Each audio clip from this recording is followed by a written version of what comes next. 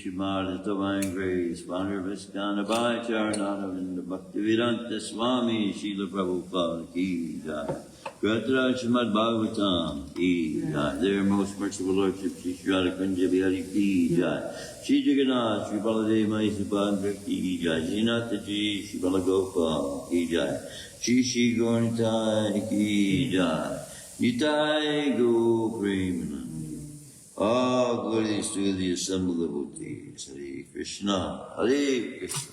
All glories to the assembled devotees. All glories to the assembled devotees. All glories to the Lord and Spirit of Shri Guru and Shri Gauranga.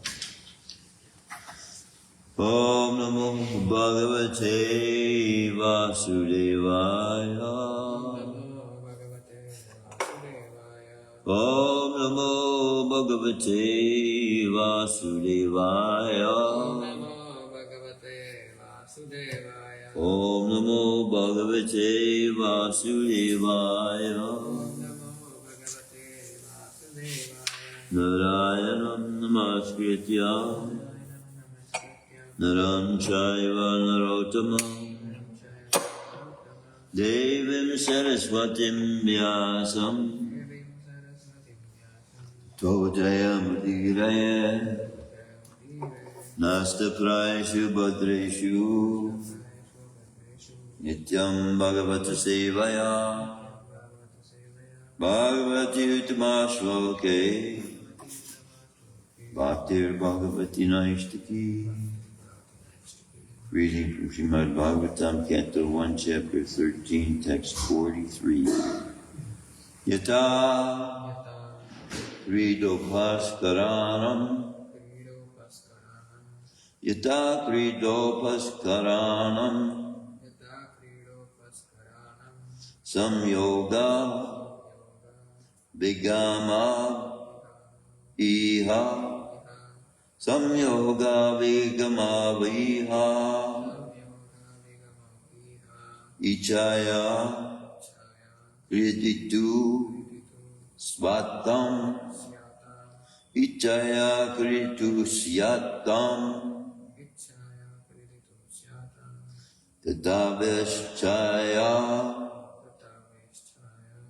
Nirnam Tadaveschaya Nirnam Yata Kridopasakaranam Yata Kridopaskaranam Samyoga Vigamaviha Samyoga Vigamaviha Ichaya Kritus Yatam Ichaya Kritus Yatam Tataiveschaya Nirnam Tataiveschaya Nirnam. Please share. Yata Kridopaskaranam Samyoga Vigamaviha Ichaya Kriditu Shgatam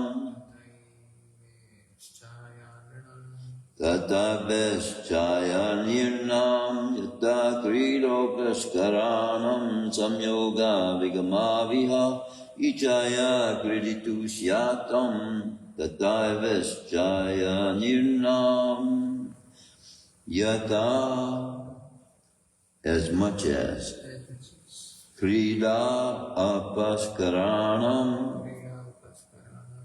playthings Samyoga union Vigama disunion Iha in this world Ichaya by the will of Kriditu just to play a part Syatam takes place Tata so also Eva certainly Isha the Supreme Lord Ichaya by the will of Nirnam of the human beings Yata Kridopasakranam Samyoga Vigamaviha Ichaya Kriditu Syatam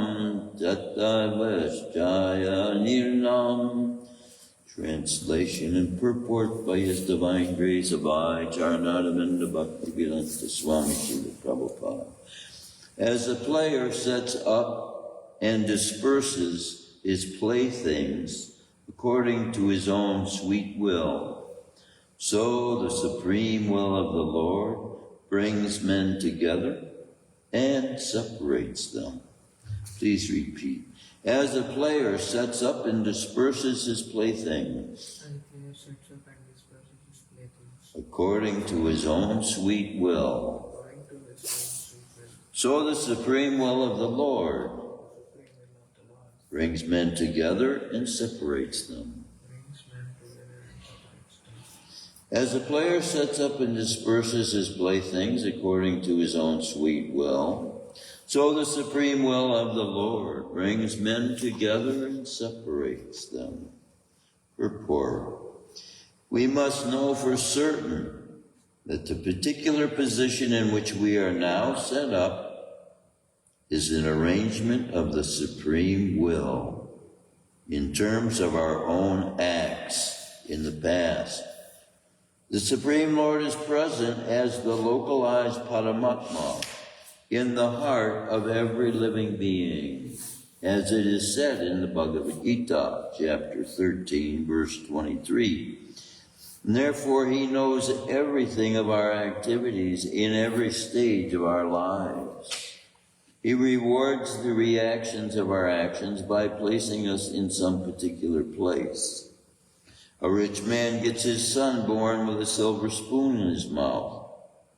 But the child who came as the rich man's son deserves such a place, and therefore he is placed there by the will of the Lord.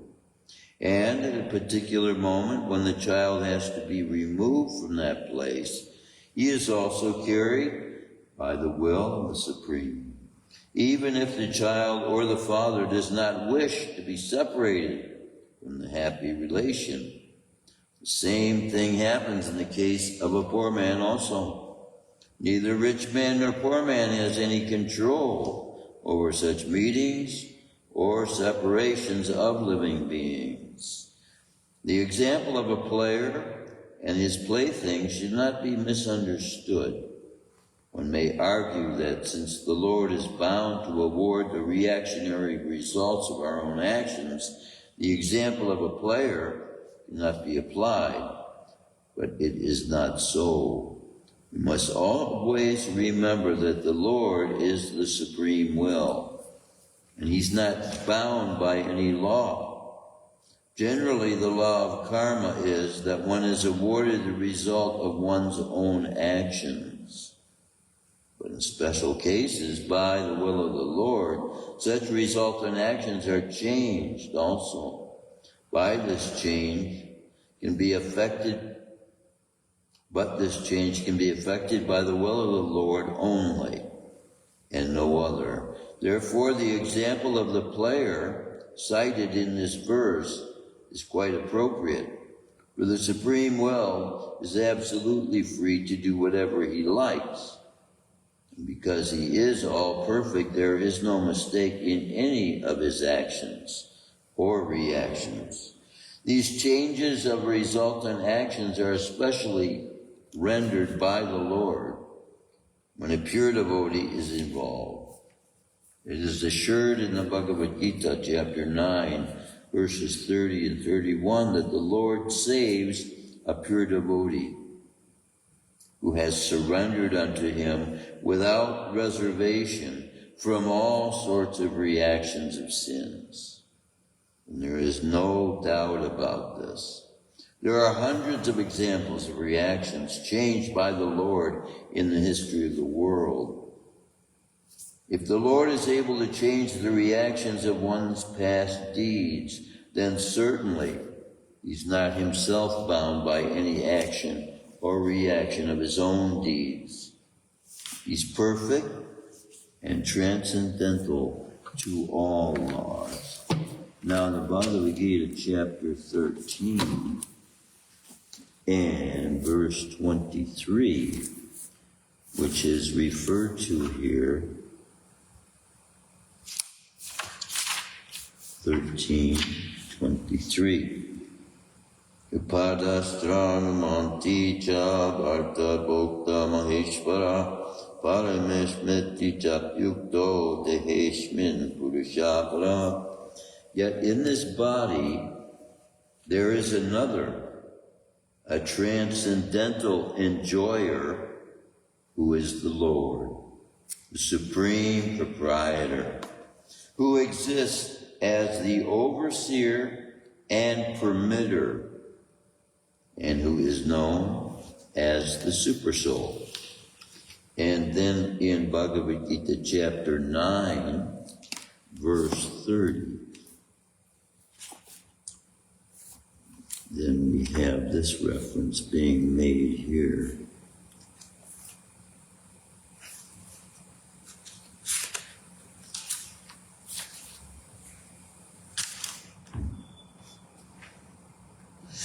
Apichetu diracharo bhajate mamananya bhak sadura eva samantavya samyag vyavasito hisa. Even if one commits the most abominable action, if he is engaged in devotional service, he is to be considered saintly because he is properly situated in his determination. Om Jnana Tamarannasya Gananjana Shalakaya Chakshusha Militam Yena Tasmai Shri Gurave Namaha. When I first came in the movement in 1983, actually it was on Easter Sunday, 1983, the devotees were involved in engaging the general public in a gata sukriti. That is, they were being engaged in Krishna's service without them knowing that it was Krishna's service. Now, from some people's perspective, it might seem to have been deceitful. And so, to them, deceitfulness is an abominable activity. But we didn't hide it if we were asked. Someone asked us, what the funds were going for. Because it is by the means of this Sankirtan, this singing and dancing and glorifying the holy names of the Supreme Person and giving knowledge about that human life has the participant involving himself in the distribution of that knowledge, experiencing the highest forms of pleasure and bliss, even though externally it may seem like he's going through some difficulties.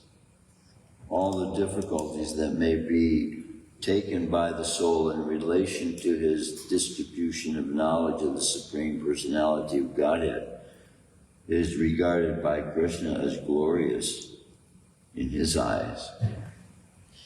And he constantly reveals how dear devotees are to him in all of these verses. In all circumstances, whether you consider the soul to be eternal principle or the material body to be perishable, or everything to exist in the impersonal absolute truth, or everything to be an inexplicable combination of matter and spirit, feelings of separation are due only to illusory affection and nothing more. The illusory affection being that we are attaching ourselves to in this material world.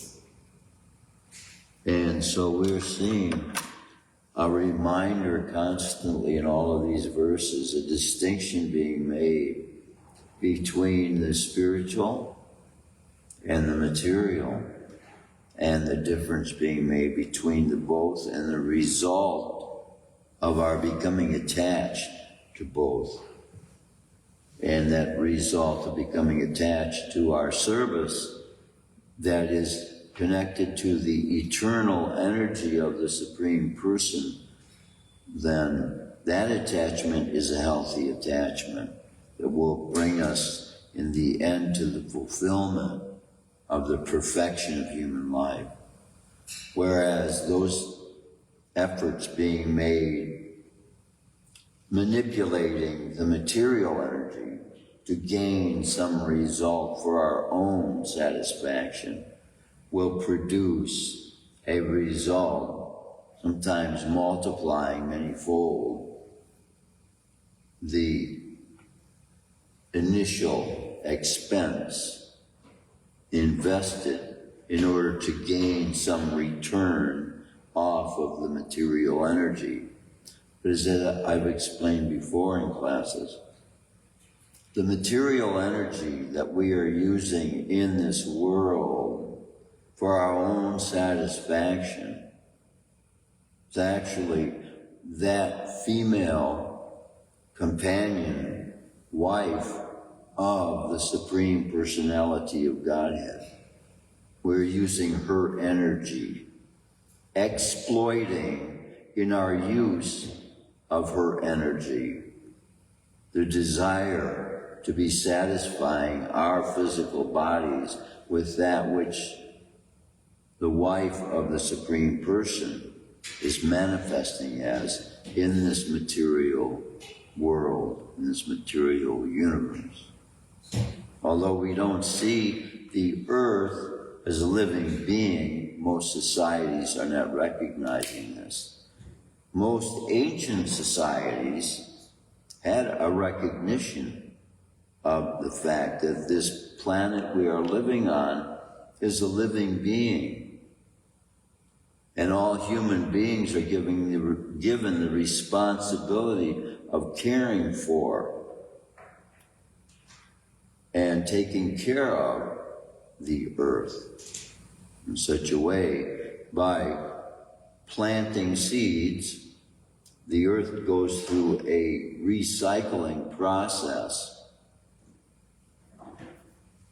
and it's made for the benefit of all forms of life that are finding the ability to manifest in this environment.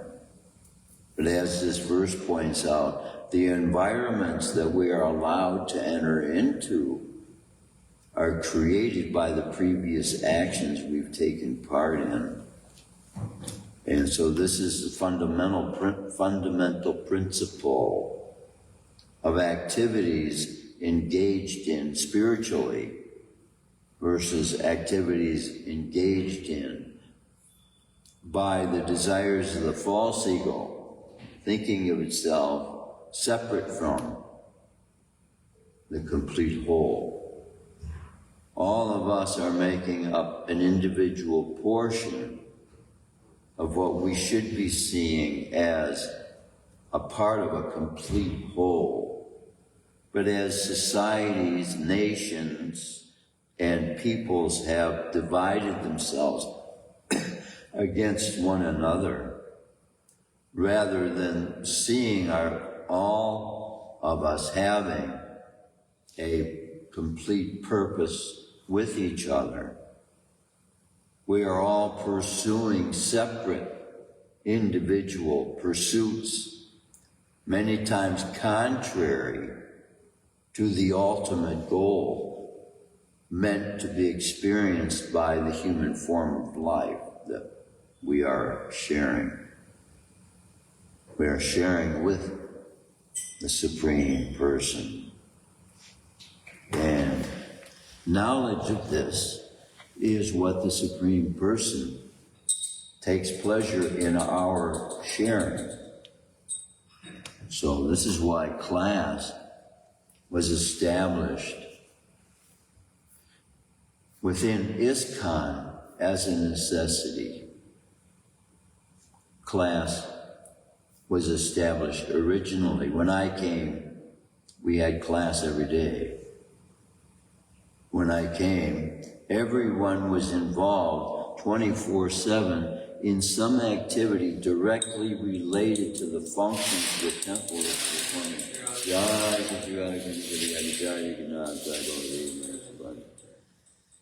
Directly related to some function the temple is performing on behalf of the Supreme Person, whether it's distribution of books, distribution of sanctified food, preaching, reaching others, maybe preparing beautiful garlands for Krishna.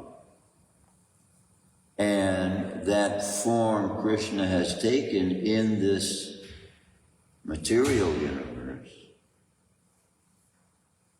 for us to be able to understand and know in our minds what form is most pleasing to him for us to remember him as. And he describes in the Bhagavad Gita with Arjuna that form that he would want to remember Krishna as doing. And so he tells Arjuna, think of me playing the flute. And in our expression of desire to remember that form, he gives us this song to sing about him that glorifies him, that reminds him of our dedication to him for the purpose of glorifying his name. Basically, why we are born into this world is to glorify God. It's why the human being is given the opportunity to experience, beginning with a human form of life. We see human form on this planet as the most advanced, but within the realm of the universe, human beings and these mortal forms that we are taking on this planet are amongst the lowest human forms. There are 400,000 human forms. Some are found in hellish planets. Some are found in upper planets. And there are also human forms that are in the eternal dwelling. And Krishna is saying that form that he takes, that two-armed form, playing the flute, is the most favorite for him to be remembered by. So he's giving us an inside piece of information that is given specifically to anyone who reads this account of Bhagavad Gita or hears about this conversation from someone who has heard about the conversation that was taken part in by two people on this planet 5,000 years ago, one of whom is claiming to be the supreme person of all living entities, in control of everything. And his name is Krishna. And he makes obvious to those who will read and study his words, those deep, meaningful words that Krishna speaks, every sentence containing a philosophical perspective, when realized, gives the soul that liberation from misunderstandings, that liberation from darkness and ignorance, that the light of truth frees us from. So as we as we hear and read and study the truth of Krishna's words, then the soul itself is reminded of its own nature. We're reminded by Krishna of our eternal relationship with him that he wants restored. We chose to depart from his eternal dwelling a long time ago. We went through 8 million species of life, however long that took to get to this human form.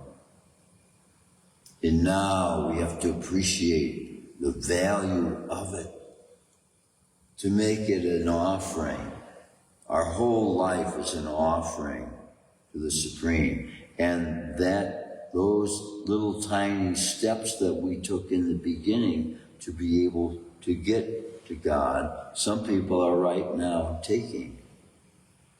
And as devotees, having taken those initial steps, then we can be there to help them hand in hand. Like a child learning to take their first steps. Because spiritual life, in its complete perfected form, there is more to know than meets the eye for all human beings to be able to understand the kind of activities we should be engaging in to be prepared for the eternal dwelling after this life. And if God himself is so kind enough to give us a little peek, a tiny peek into the kind of life we can be enhanced with the eternal features of the activities that are being engaged in the spiritual world, then we do the best to take full advantage of the adhering to the words that the Supreme Person has spoken. And we remember him by the words he's spoken. And the way we respond to the words that he's spoken reveals to him how we feel about him. So if we take to heart these teachings when Krishna is explaining how, in the form of Lord Chaitanya, who came just 540 years ago, explaining how the divine activities that he would like us most to be engaged in is singing and dancing. Because that's what the spiritual beings who never left the eternal dwelling are continuously engaged in. Singing and dancing.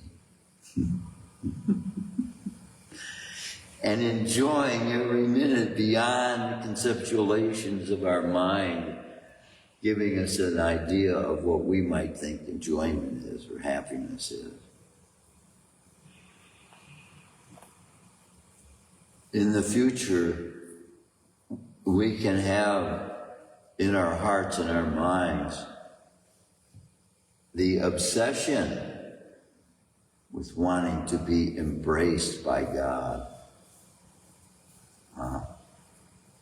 In our minds, those of us in the human race who are looking to find mates.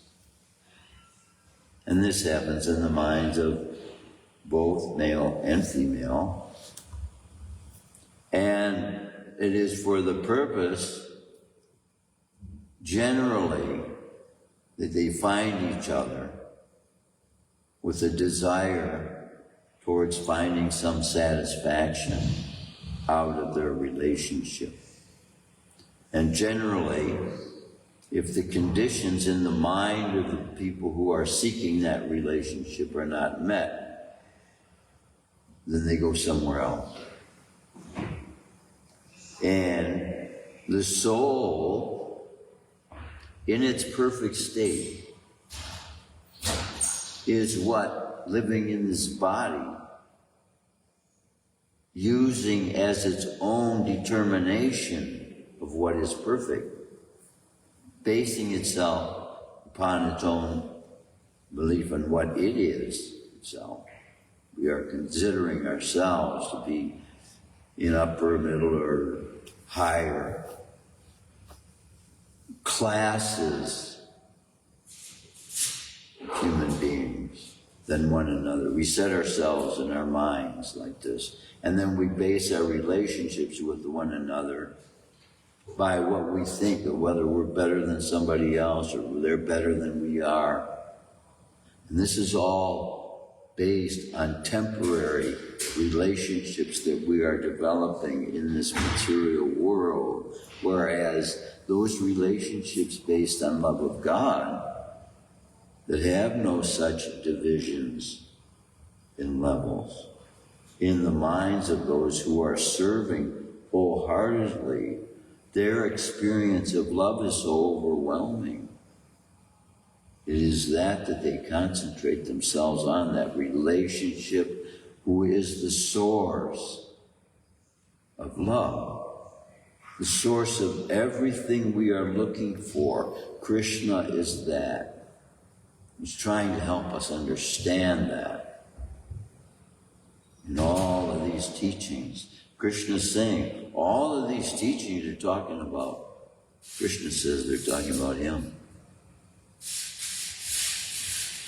And we are meant by the study of these Vedic literatures and understanding that to be able to get the inside view or perspective that Krishna has about these activities that he's taking part in, which is why it's called confidential knowledge, because he doesn't give this knowledge to everyone.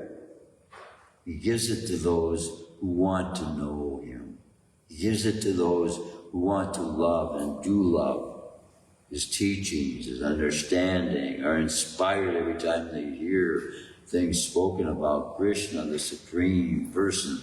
The soul jumps for joy, with happiness, to be able to hear that gives life, to hear that encourage us to engage in that activity that produces the most satisfying experience of human existence there is for us as human beings, to be able to know the truth and the satisfaction that comes from knowing the substance of love. We're made of Krishna's own, the substance of Krishna's own body. Sachi Ananda, bliss. And Krishna's constantly helping us to understand that in all of these verses of glorious revelation of who Krishna is. If we have the impetus is coming from Krishna, if we have a desire to know Krishna, that's coming from Krishna. So, we just pursue what Krishna wants us to do, and we will have the highest experience of consciousness that he's wanting to share with us. Realizing the frailty of our own abilities to conjure in our minds what we might be able to think of as pleasant thoughts. Krishna, by his being the nature that he is, when he gives us knowledge of himself, the soul who meditates on that or thinks upon that or realizes the reality of that substance that Krishna is, then is experiencing what human life is meant for. Krishna wants us to experience him and develop a relationship with him that can't be broken. See, those standards that we set of other human beings, when they break our standard, then we break relationships. But even though we chose to separate from Krishna and come into this material world by the desires we've created in our minds to be separate, Krishna still has come with us for the time and the moment when we wake up to where we are and then realize where we have to get back to. And then there's Super Soul to bring us back himself. And that's what this path that Srila Prabhupada has established as an institution within now almost every nation in the world. As a shelter, a spiritual shelter, an oasis in the desert to those fallen souls who are finding themselves dry in their taste for spiritual truth.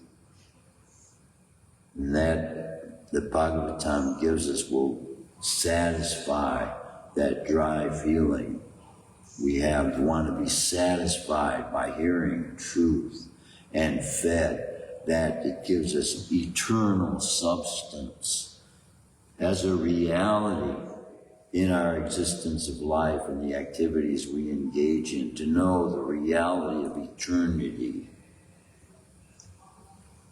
and how our lives now are a preparation for us to be able to enter by privilege and by qualification as well. But qualification that was gained by mercy, causeless mercy. So, it's just like when a potter is forming a pot.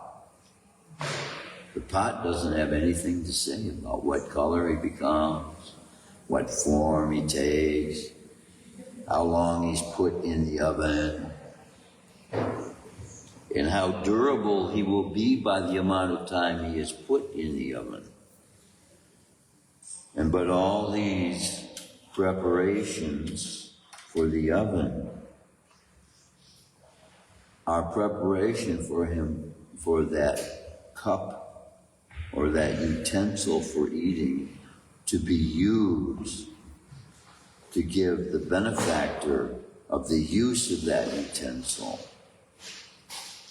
the potential for eternal consciousness. Because this food that is being offered in sacrifice makes even the clay that is serving in a form of neutrality beneficial. It being a part of the mother's body, this clay. Part of the Mother Earth I was talking about earlier. She is a person. So if we are using everything from her body in the service of the Supreme Person, it will make her happy. And she will want to give more to human beings for them to be able to use all that much more of her fruits, we may say. The fruits of the earth's body, which we take as a means of growth for our bodies. But simultaneously, while we are providing growth for our physical bodies, it is meant that this act of what we say eating, which is actually meant to be a form of honoring that which is being given by the mother of all human forms, of all animal forms, of all aqua forms, of all flying creatures. Mother Bhumi, it's a mother of all forms of life in that regard, which is why we see 7 mothers there are in Vedic culture. Sacred rivers are mothers that flow through our veins, that give us life. The same way the mother's own body is to us a means of the entire body being provided with the essentials and everything that it needs. So in this way, all the mothers in this way are providing and making life possible for us. In this way, see the Vedic scriptures as well. I am reminded every time I give class that even though it is being looked at as a patriarchal form of spirituality, these Vedic literatures are lifting up the form of mother, highest of any other literatures you can find in the world, because of the place mother plays in the development of the human being's relationship to love. The human being's relationship with love is first known by the child from the mother. And what we're learning from the Vedas is that even before that, if the mother is herself engaged in spiritual consciousness, automatically that child will get the benefit of that mother's life. And in these very early years of development that the mother has the most confidential care and protection she's giving to that child, she can form in the child's consciousness that the child can take to the end of his life and make this earth a place well benefited by their presence, because they bring the presence through the knowledge they have of the Supreme Personality of Godhead with them. So this is a mentality of every devotee. Wherever a devotee goes, every time he's mentioning, speaking, with the intent of bringing that soul to the knowledge of the Supreme Person, every word is chosen by the devotee to lead that soul to the absolute truth of Krishna. And then Krishna rewards that. Then that person comes to us. Can you tell me where the Hare Krishna temple is? I want to know what this singing about God's name is about. And so this is what a devotee is rewarded with, the ability to be able to describe that glorious experience of love that they are getting from the Supreme Source of everything. Krishna is the source of everything there is. And devotees have direct connection with Him. And that connection is such that we can give that connection to others. Everyone we come in contact with, every soul we meet, give them Krishna Prasadam. Something in the form that Krishna consciousness takes. Can be knowledge of Krishna by your spoken words. That spoken word that you can give them in a moment that you speak to them, they might be behind a cashier. But it can be a spoken word in such a way from the love in your heart to give them Krishna that it can be some of the most meaningful words that they've ever had up until their point of experience in that human form they're having as a cashier. Just because you had the desire to be able to give them love of Krishna by even speaking Krishna's name, but to speak of you could get them to speak of Krishna's name. You give them the implantation of Krishna's name as a seed that Krishna will bring. When you plant a seed, you can't bring the rain. You can't bring the winds that fertilize those plants. So you just plant the seed. That's all we have to do. Plant the seed, and Krishna will give the increase. So with every soul we meet that we have in our minds, I have to give him the seed of Krishna's name. Implant the seed and the seed of faith in them that can give them a perspective now, a future, a glorious future of an eternal relationship with the Supreme Source of everything we've ever experienced in life that we can call good. Yes, that's Krishna. He wants to make us realize how close a friend he is to all life, to all forms of life, and take part in the experience of knowing the love he has for us. And then it can manifest through us is that is needed. The soul doesn't live by the food we're eating to fill these bodies. The soul lives by the words spoken by Krishna.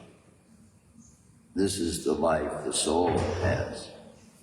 When it comes to the stage of realization, knowing the source of everything, then we have substance of life from that which Krishna has given us. And his glance is that which transforms the material into the spiritual. God. Anyone have any comments, any questions, any realizations? God. Krishna. Constitutional position. God. Prasara Shrimadbhagavatam ki jai. Srila Prabhupada ki jai. Everyone have a most glorious day of their lives.